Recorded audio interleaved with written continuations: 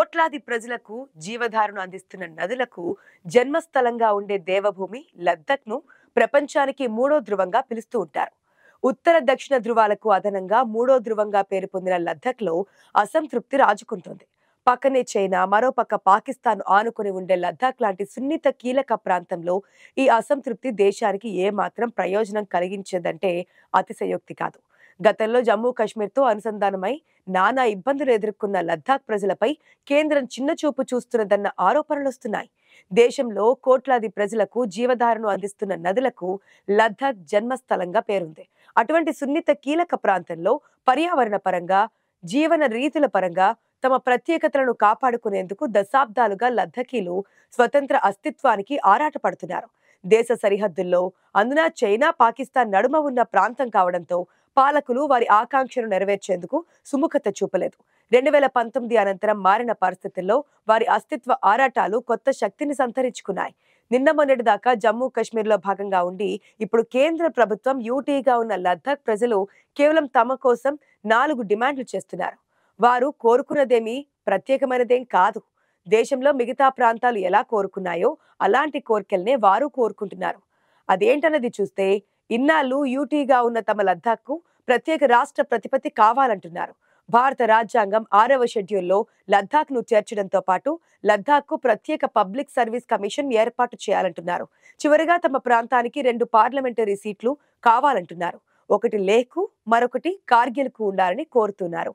ఇవే డిమాండ్స్ పై విద్యా సంస్కర్త, పర్యావరణ ఉద్యమకారుడు సోనం వాంగ్చుక్ నేతృత్వంలో ఈ డిమాండ్లపై గత 2 సంవత్సరాలుగా లద్దాఖ్ ప్రజలు పోరాడుతూ ఉన్నారు. అవి న్యాయబద్ధమైన ఆకాంక్షలేనని, వాటిని నెరవేరుస్తామని భారతీయ జనతా పార్టీ హామీ ఇచ్చింది కూడా. 2019 సార్వత్రిక, 2020 స్థానిక కౌన్సిల్ ఎన్నికలకు తమ మేనిఫెస్టోలలో ఈ మేరకు వాగ్దానం కూడా చేసింది. అయితే ఆ హామీ ఇప్పుడు ఒట్టి మాటగా మిగిలిపోయింది. రాజ్యాంగ నైతికతకు రాజకీయ అనైతికత గ్రహణం పట్టింది. వాంగ్చుక్ అంటే దేశంలో తెలియని వారుండరు. ఆయన స్ఫూర్తితో 3 ఈడియట్స్ అనే సినిమా కూడా నిర్మించారు. ఆయన పూర్తి గాంధేయవాదిలా ఈ డిమాండ్ల అమలు కోసం తరచూ పోరాడుతూ ఉన్నారు. తాజాగా వాంగ్చుక్ ఈ నెల 10 నుంచి లేహ్లో 35 రోజుల నిరాహార దీక్ష కూడా చేస్తున్నారు. ఇది ఆయన 5వ నిరసన వ్రతం. ప్రతిసారి తన దీక్షా వ్యవధిని 1 వారం రోజుల చొప్పున పెంచుతూ వస్తున్నారు. వచ్చే నెలలో Leh, Kargil autonomous hill development council కు ఎన్నికలు జరగనున్న నేపథ్యంలో లద్దాఖ్ ప్రజలు మళ్లీ ఉద్యమిస్తున్నారు. కానీ దురదృష్టవశాత్తు కేంద్రం నుంచి సానుకూల ప్రతిస్పందన వచ్చే అవకాశాలు కనుచూపు మేరలో కనిపించడం లేదు. నిజానికి లద్దాఖ్ కు రాష్ట్ర ప్రతిపత్తి ఇచ్చే ప్రసక్తే లేదని 2 ఏళ్ల క్రితమే కేంద్ర హోంమంత్రి అమిత్ షా తెగేసి చెప్పారు. జమ్మూ కాశ్మీర్ నుంచి విడదీసి యూటీ ప్రకటించడమే గొప్ప అన్నట్లుగా కేంద్రం భావిస్తున్న విషయం లద్దాఖ్ ప్రజలకు ఏమాత్రం నచ్చడం లేదు.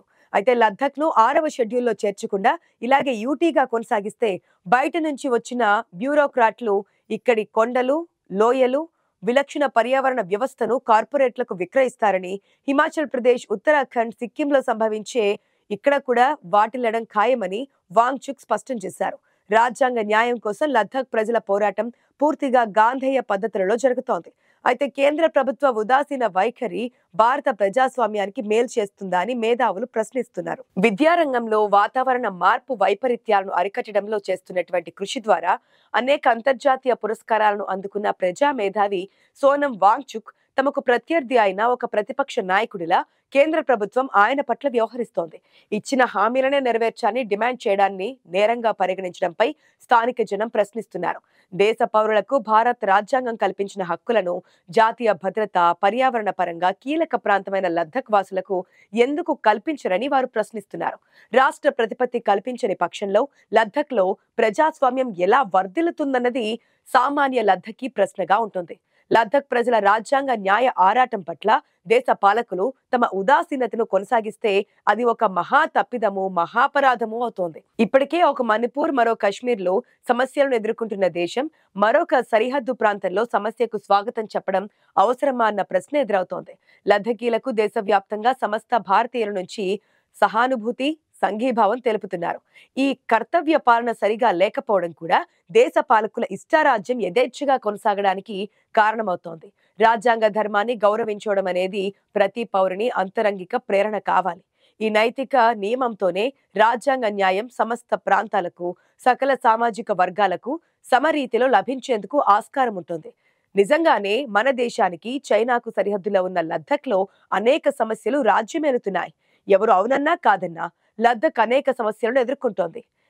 వీటిలో ముఖ్యమైనవి సరిహద్దు వివాదాలు, పర్యావరణ క్షయం, ఆర్థిక సవాళ్లు మరియు రాజకీయ ప్రాతినిధ్యం లేకపోవడం. చైనా తరచుగా భూభాగాలపై వాదనలు చేస్తూనే ఉంటుంది. కఠినమైన వాతావరణం, భౌగోళిక పరిస్థితులు మరియు మౌలిక సదుపాయాల కొరత వల్ల ప్రజలు అవసరమైన వస్తువులను పొందడంలో ఇబ్బందులు పడుతున్నారు. రాజకీయంగా ఆ ప్రాంత ప్రజల గొంతు అణచివేయబడుతోందని ప్రతిపక్ష నేత రాహుల్ గాంధీ వంటి రాజకీయ నాయకులు ఆరోపించారు.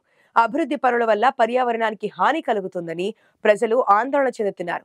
జమ్మూ కాశ్మీర్లో దశాబ్దాలుగా అనుభవిస్తున్న పాక్షిక స్వతంత్ర ప్రతిపత్తిని, రాజ్యాంగంలోని 370వ అధికారాన్ని కేంద్ర ప్రభుత్వం 2019 ఆగస్టులో రద్దు చేసింది.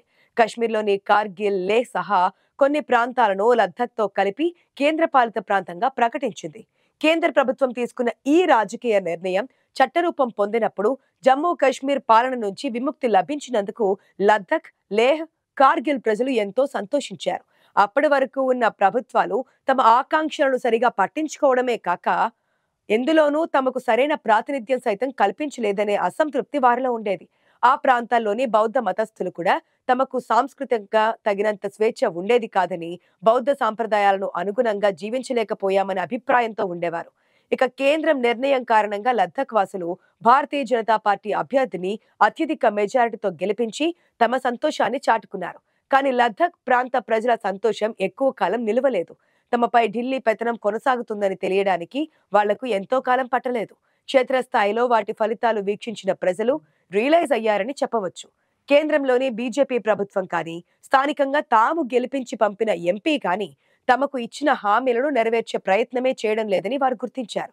బీజేపీ తన ప్రత్యేక ఎజెండాను అమలు పరచడానికే చూస్తుందని ఏడాది తిరగక ముందే తేటతెల్లం కావడంతో వాళ్లల్లో అసంతృప్తి రగులుకుంది.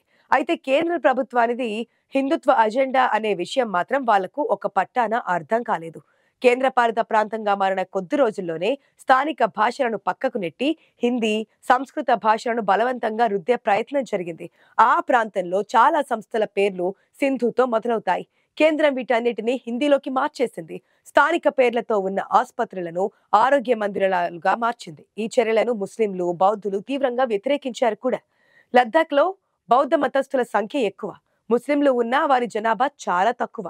లేహ్ ప్రాంతంలో 67% మంది ఆదివాసీలు ఉంటారు. జంస్కార్ ప్రాంతంలో 99% మంది వివిధ తెగలకు చెందినవారే. ఈ 3 ప్రాంతాల్లో కలిపి 15 ఆదివాసీ తెగలు నివసిస్తూ ఉన్నారు. అందులో ప్రధానంగా బాల్దీ, బోటా, బ్రోక్టా, షిన్, గాద్రా, మౌస్, ద్రోక్టా తెగలు చిన్న చిన్న ఆవాసాలలో కొండచర్యల్లో నివసిస్తాయి.